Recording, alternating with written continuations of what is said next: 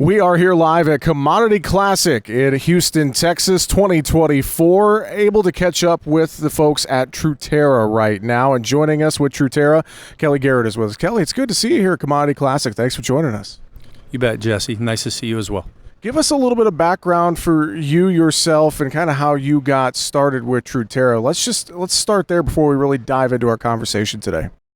Well, I guess I have the notoriety of being the first farmer to sell my carbon credits into the open market system. That first sale was to Shopify on December 1st of 2020. I then became involved in Truterra with their original Microsoft contract, which was in the spring and summer of 2021, and been great to work with these folks, and I'm still here today. Well, thinking about your family farm, and you mentioned being one of the first farmers to sell your carbon credits, would you consider your farm to be regenerative? I mean, talk about that a little bit. Yes, I'm generation number 6 on my farm. My sons are obviously number 7. We are no-till, cover crops. We have a cow-calf operation. You know, we're in the hills of western Iowa where conservation is very, very important because of erosion. And so, yes, my farm is very regenerative. Our main source of fertility is a byproduct out of the liquid feed system. Now, talk about how you got involved in carbon markets. I know this has been a hot topic for many, many years, and you kind of mentioned you were one of the first. I mean, what led you to start thinking about getting involved in the carbon market, Kelly?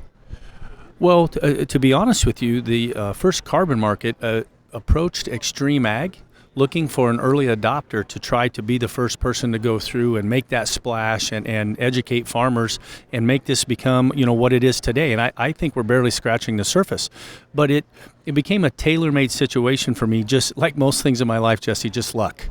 And we got lucky because the way Truterra wants you to farm, or the way the carbon space wants you to farm, is the way I believe in farming. So this is very easy. I'm not chasing these dollars. We work hand in hand. I believe in working in collaboration with Mother Nature, not competition. And I believe farming regeneratively or sustainably is the path to higher yields. Well, we hear a lot of talk about various practices on our operations to participate in carbon markets. I think cover crops or, reduced tillage, things like that. Give us a snapshot of your operation, some of the things that you've found really work for your guys' farm. First and foremost is no-till. I would say that is by far the largest or biggest priority we have. And then cover crops become very important. We try to maintain cover crops on 100% of our acres. Sometimes, depending on harvest and the weather in our northern latitude, it can become difficult to get those to germinate, in some of the later harvested crops. And the other things that we do, would be a variable rate applications of nitrogen and or seed, split applications of nitrogen. We don't use any more synthetic P and K. We're again using a byproduct there, and then and to me, the stress mitigation products, the plant growth regulator products, the other products that we use to enhance yield that don't have to do with fertility, increase what we call our nutrient use efficiency, and that's something that you will hear a lot of talked about in the carbon space, improving your nutrient use efficiency, and everything we do is with an eye on that. Well, have you seen soil health improvements and yield improvements on your operation since you've started to, do some of these things to be more regenerative and use some of these different practices on your operation?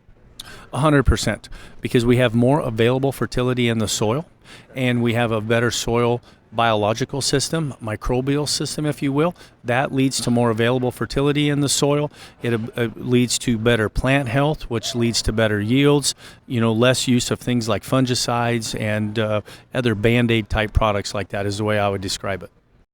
So what is one piece of advice that you would, maybe tell folks that you've learned over the years that, I know a lot of farmers are curious about the carbon markets and taking part, and how do I become eligible on my farm? What's a piece or two of advice that you would give folks who are really thinking about adding some of these practices to their operation right now? If you have questions and things like that, the folks at Truterra are great. My organization, Extreme Ag, you can always look up Extreme Ag and reach out to us, and we can help educate you. I'd love to have a conversation with anybody that has questions. And on your farm, trying things on, say, 10% of your acres is what I say. We do with Extreme Ag, we do many trials every year, and then some of those trials work, some don't. And the trials that work, we can take on and go further. And, different geographies around the nation, different things work. What works for Temple Roads in Maryland and what works for me in Iowa, sometimes are two different things, but that's okay. We still learn from each other, and research and education on your own acres is what I would say in a small fashion. And then if it works, make that become your grower standard practice. Well, Kelly, thinking about, a lot of folks tell me they feel like the carbon markets are kind of the Wild West right now. There's a lot going on. There's a lot of different options, a lot of different choices out there, things like that. With Extreme Ag and your farm, how did you vet Truterra's carbon program? How did you become involved? What did you find farmer friendly with Truterra, things like that? Talk about your relationship with them a little bit. Well, the folks at Truterra, being a Land O'Lakes company, being a century-old cooperative, tried and true. Land O'Lakes, I just can't think of many more secure, credible names in the agricultural industry. So that immediately appealed to me, and it turned out to be correct. And that's the reason I'm still here today, very farmer-friendly.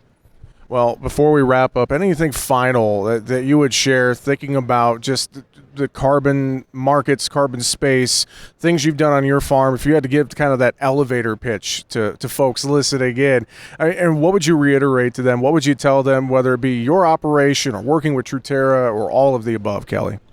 I would say that the general farming population potentially thinks that farming regeneratively or sustainably will come with a yield penalty. And I don't find that to be true.